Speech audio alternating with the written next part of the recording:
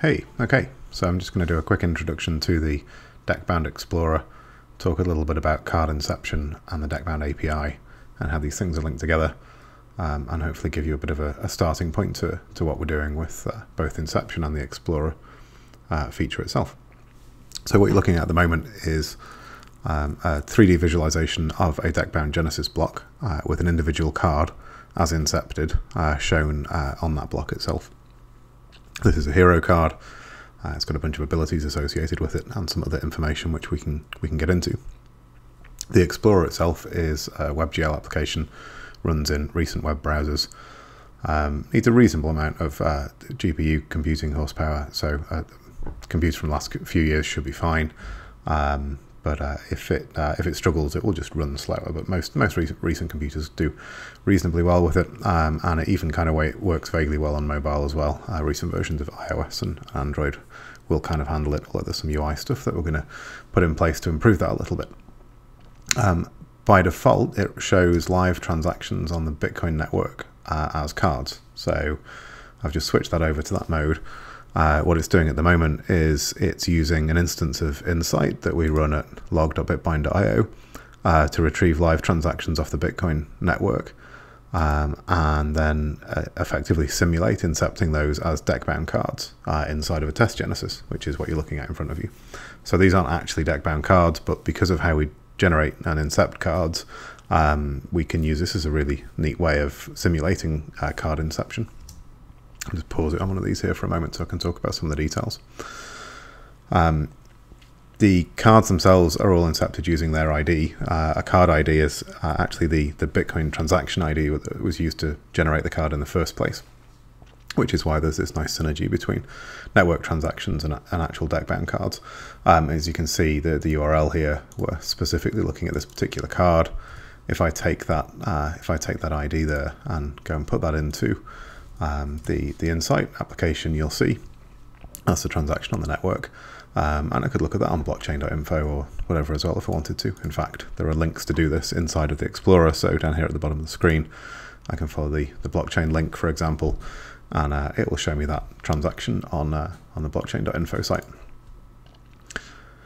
So jumping back a stage as to what we're actually looking at, the 3D space that's made up of all these little dots and spheres and things is a Deckbound Genesis. This is a test Genesis at the moment, but it's a Deckbound Genesis nonetheless of about 1,200 unique abilities that are incepted into that space. They're all incepted using the identifier of the Genesis itself, which is also a transaction on the Bitcoin network. And we use a Mersenne twister algorithm, which is quite a common pseudo-random number generator, to create a deterministic output using the transaction identifier as a seed. Basically, that means that we get this interesting and unique set of random numbers, but we can reproduce that reliably by providing the same seed to that generation every single time. So in the case of the Genesis, it creates the abilities, but in the case of the cards, it creates the position of the card. It selects abilities from the Genesis, and it creates other interesting information like attributes and names and various other bits and bobs, which we'll touch on some of those in this video. So the card we're looking at right now is a hero card. It's located in this particular part of the Genesis over here, and it's got a bunch of abilities associated with it. The abilities are all offsets from the location of the hero card. So the transaction identifier, the first chunk of that is used to represent the position of the hero card, and then the rest of it is used to seed the individual abilities. In fact, if you have a look at the card itself using the Deckbound API, which there's a link to down here as well, we can see the raw JSON here that's got all of the raw data about the card and the abilities and those kind of things. And in fact, for every individual ability, you can even see which part of the transaction ID was used to generate that ability, which is quite a nice, neat way of regenerating some of this information. The names, and I'll just switch this back into the live mode so you can see the names flip over around the Genesis as it moves around. The names are all generated using this information as well. So we have 8 individual sets that are thematically tied into gameplay within each individual Genesis.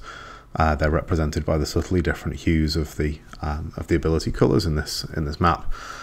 Each of those sets has associated ability types within it. So similar types of abilities will be found in similar parts of the map. Because of that, if you get a card that's incepted within a particular area of the map, the likelihood is that most of the abilities will be similar in theme. This is quite a nice way of balancing a variety of card types and ability types.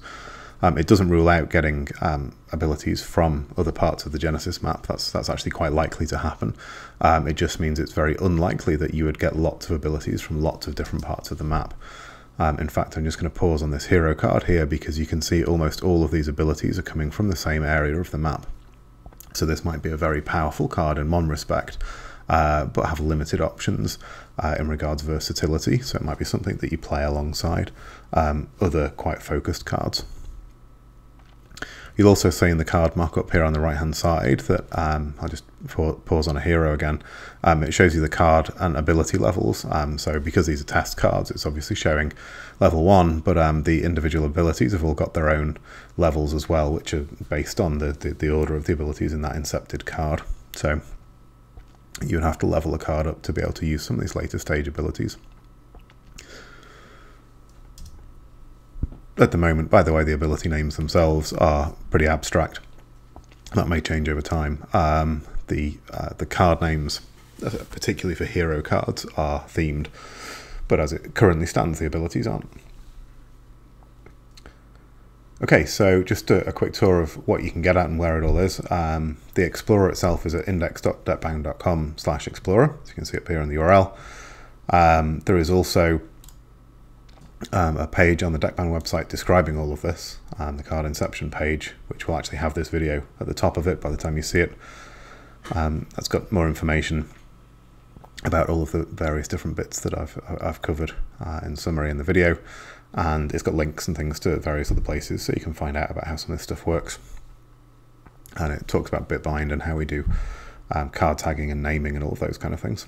So that's a pretty good starting point. It's also got links back to the Explorer page itself, and there's links into the Deckbound API site as well.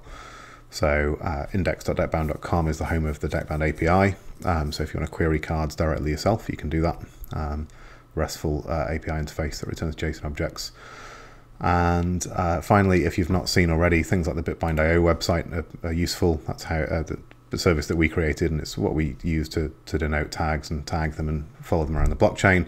And obviously the Deckbound website has got a whole bunch of information about what we're doing, more information about the games and those kind of things. Okay, I hope that was a helpful introduction to the Deckbound Explorer, and I look forward to sharing more with you in the future.